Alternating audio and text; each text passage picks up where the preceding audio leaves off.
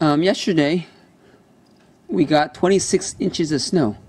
Last in December we got the big nor'easter. I measured 20 inches in my front yard. This time I measured 26 inches. Here is my Vespa in 26 inches of snow. And let's see if you can find the Honda Ruckus without a cover in 26 inches of snow. Let's get a closer view up of the Honda Ruckus.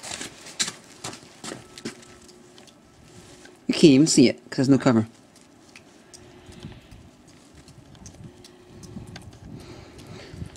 And they're predicting for tomorrow, for Tuesday night, they're predicting another big storm, 6 to 12.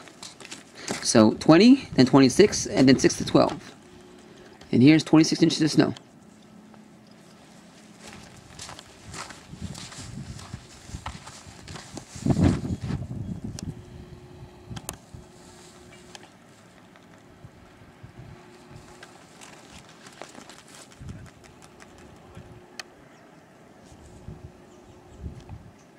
There you go. Thank you for watching.